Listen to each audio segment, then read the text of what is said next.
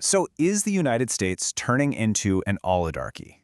Now, that's a huge question, a really provocative one, but it's something that's being seriously discussed based on reports from groups like Oxfam. Today, we're going to dive right into their research and try to understand these powerful connections between huge corporations, insane amounts of money, and, who's really calling the shots in American politics. Okay, let's just start by looking at this picture. I mean, wow. You've got this beautiful, glittering city skyline. It's a symbol of incredible wealth and progress, and then, literally in its shadow, you have people living in tents. This isn't just a powerful image. According to the sources we're digging into, this contrast is the central story of the American economy today. And this isn't just something you can see. The numbers really drive it home. 40%. So what does that mean? It means for nearly 4 out of 10 Americans, an unexpected $400 bill, your car breaks down, a kid gets sick, that's enough to throw them into a full-blown financial crisis. In what's supposed to be the richest country in the world, a massive chunk of the population is just one bad day away from disaster. So the big question is, how did we get to this point, right? How did this enormous gap between the super-duper rich and pretty much everyone else get so wide? To really wrap our heads around it, we've got to look at how the economic pie has been carved up over the last 50 years or so. It's pretty stark. Since the 1970s, the slice of the national income pie going to the top 1% has almost doubled. Meanwhile, the slice for the entire bottom 50% of the country has been shrinking and shrinking. The data really makes it look like two completely different countries operating by two totally different economic rules. So what's fueling this big divide?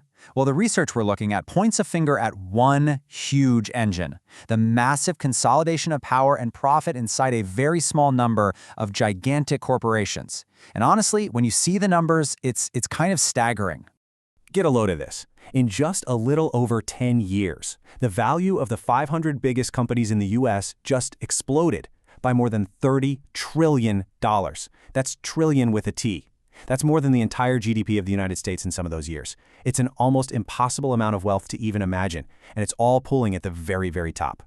And it gets even more concentrated. The top 1% of corporations, they own basically everything, 97% of all corporate assets. And the top 10% of firms, they pocket 95% of all the corporate profits. It's not just that the game is rigged, it's like a handful of players own the entire stadium, the league, and the TV rights. Let's make this super real for a second. Take two companies we all know, Walmart and Amazon. Together, they raked in over $1 trillion in revenue in just 1 year. But what about the median salary for their workers? It's hovering just barely above the poverty line for a family of 4. So why is there such a massive gap between what the company makes and what the workers get paid? The reports say it boils down to this idea called shareholder primacy. It's basically the theory that a company's one and only job is to make its shareholders as rich as possible. And since the wealthiest 10% of Americans own 84% of all stocks, well, you can see how this system is practically engineered to just shoot wealth straight to the top. So what happens when a tiny number of companies and people have this much money? Well, it doesn't just sit in a vault somewhere, it gets converted into political power. And that creates a cycle that, according to this research, is incredibly difficult to break. And this isn't some radical new idea.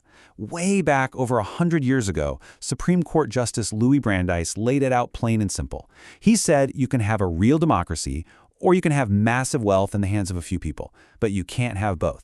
And here's what that influence looks like today in dollars.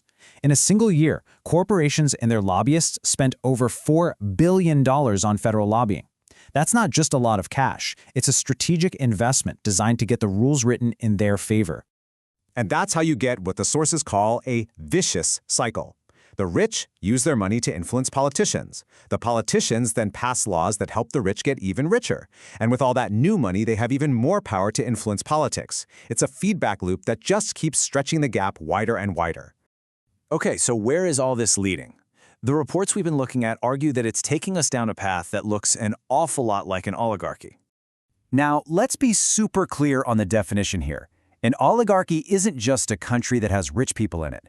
It's a system where the ultra-wealthy can actually use their money to bend political decisions, to benefit themselves, to rig the game in their own favor. The Oxfam report actually uses the Trump administration as a case study for how this can all accelerate. They argue that some of its biggest policies followed what they call a three-step blueprint that pushes a country faster towards oligarchy. So what does this blueprint look like, according to the report? It's basically a three-part playbook. Step 1. Pass enormous tax cuts that mostly benefit corporations and the super rich. Step 2. Slash public programs and safety nets that everybody else depends on. And Step 3. Dismantle the rules and regulations that are supposed to keep corporate power from running wild.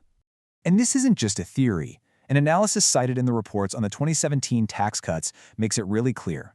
By 2027, the richest 0.1% are on track to get an average tax cut of more than $300,000. But the poorest households? Their taxes are actually scheduled to go up.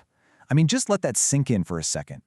But look, it's not all bad news. The reports don't just spend all their time diagnosing the problem. They also try to lay out a potential path forward, a way to push back against these trends. This framework from Oxfam is a really useful tool for thinking about all this. It breaks down all the different ways a company's actions can either increase or decrease inequality, everything from worker pay to political lobbying.